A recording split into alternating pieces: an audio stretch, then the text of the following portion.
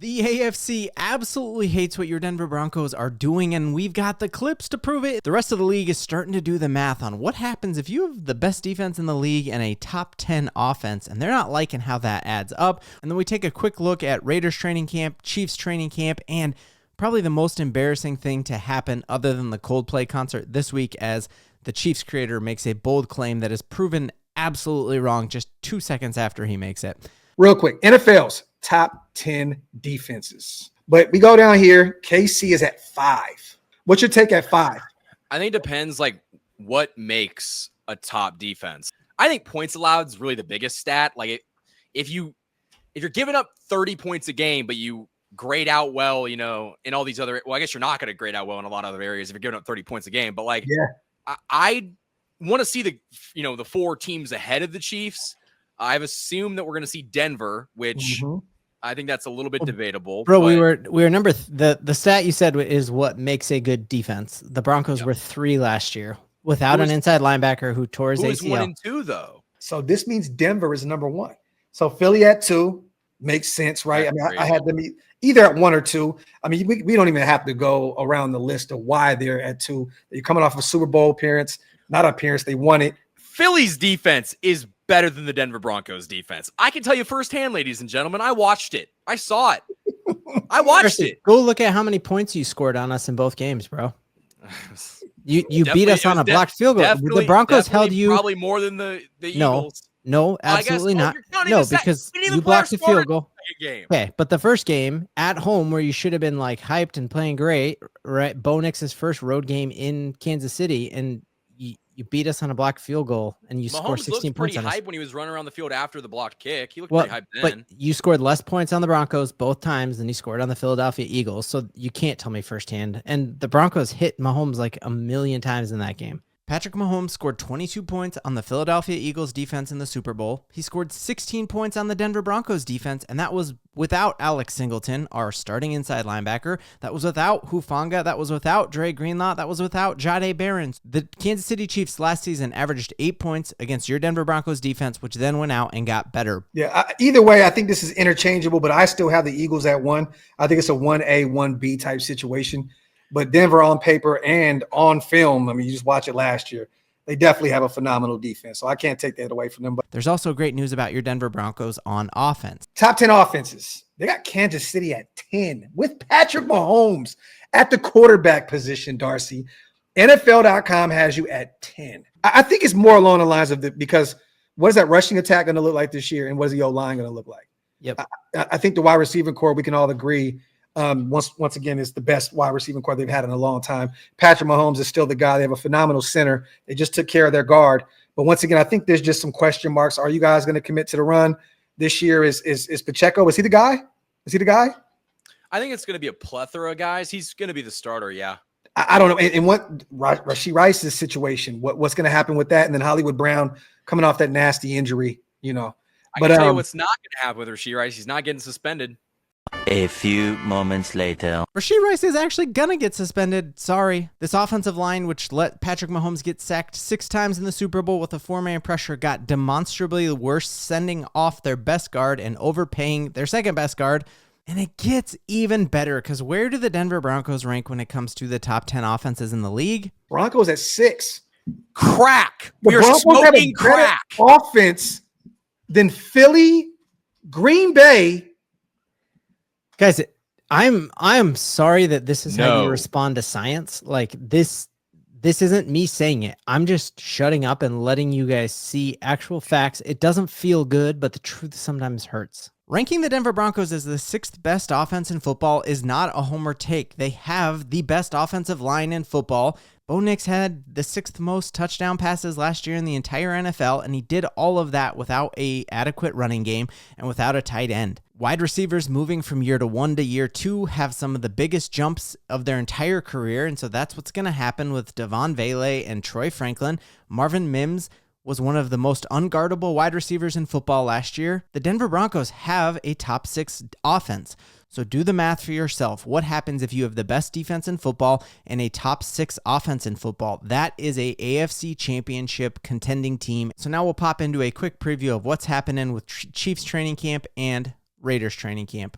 Chiefs signed Trey Smith to a 4-year, $94 million extension with $70 million fully guaranteed. They made him the highest paid guard in NFL history. That's just kind of one of those nice things that every player wants to say they're the highest paid blank at their position. For the moment. And he is a blank. For the next, he's a blank. Yep. He's better than your right guard. But no, anyway, look at my right guard is an all-pro, a multi-time Pro Bowler, and every single metric scores vastly above the guy you just paid $5 million more per year to. I'll tell you what, you're going to have to pay your right guard if you want to keep him, and you're going to have to pay him more than No, because he just took a hometown discount last season, and that's what good roster management is. Like last week, you told us from a roster building standpoint, I clipped you up in a video. You said from a roster building standpoint, you could say that it's not a great move, and it's a horrible questionable move. I wouldn't say it's horrible. I just think the Chiefs are definitely making a decision to pay two interior offensive line guys that much money. It's hard to criticize the Chiefs roster building when they have consistently been ahead of schedule in letting a guy walk or ahead of schedule in not paying somebody. And if they view Trey Smith as a cornerstone of this offensive line, an offensive line that traded someone who is significantly older earlier on in the offseason in Joe Thuney, at the end of the day, this came down to Joe Thuney or Trey Smith. They picked younger talent in Trey Smith. Which I understand that. I get it. Ben, what's your take on this, man? I mean, 4 years, $94 million deal, $70 million guaranteed. He is now the highest paid guard in the NFL, man. What's your take on this? I mean, I think we got to just clip you last week, Darce. You said it's not from a roster building standpoint. And I know you're like, it's hard to criticize a team that's been to 5 Super Bowls, but like, that's what Jordan's Bulls were saying at the end of the run.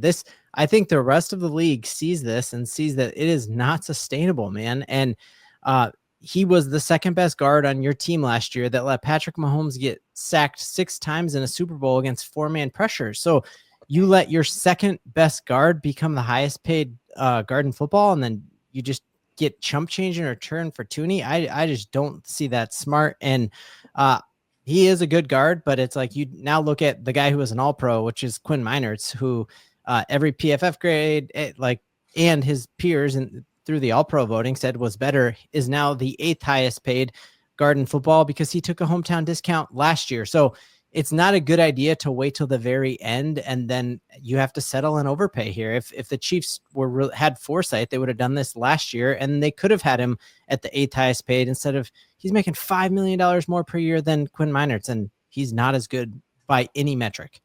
I wanted to ask you, Graf, at what point do you get worried about Wilkins? Because being on the PUP list, as we're going to talk about with the Chargers, is a big deal. Yeah, no, I agree. And you never want to, we good? Just want to make sure. Okay. You never want to pay a guy that kind of money and he's never on the football field, right? I mean, it sucks, but I know that Pete Carroll and Graham and those guys on the defensive side of the ball with Spytek, our general manager, they went out and drafted 2 back-to-back defensive tackles.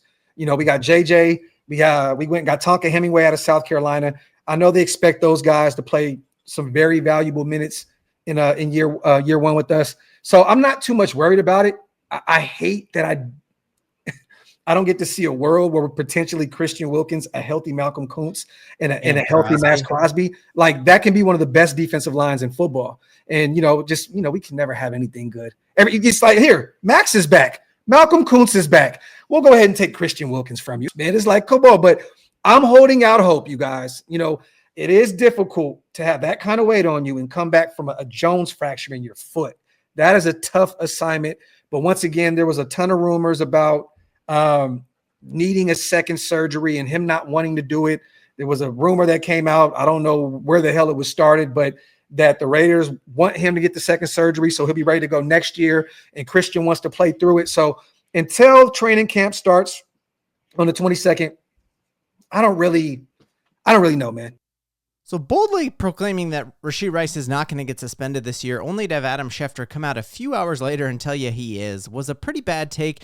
But Michael Darcy had to one-up himself, and he made this bold claim. So Broncos country, let me know in the comments, which of these is a worse take? I think there's a better chance that we get the Epstein list before the Broncos actually win a playoff game. Wow. Wow. That's absolutely. So the best defense in football, a top 10 offense. It is going to be an incredible decade to be a Denver Broncos fan, and the AFC hates what your Denver Broncos are doing, and that's something we can all believe in.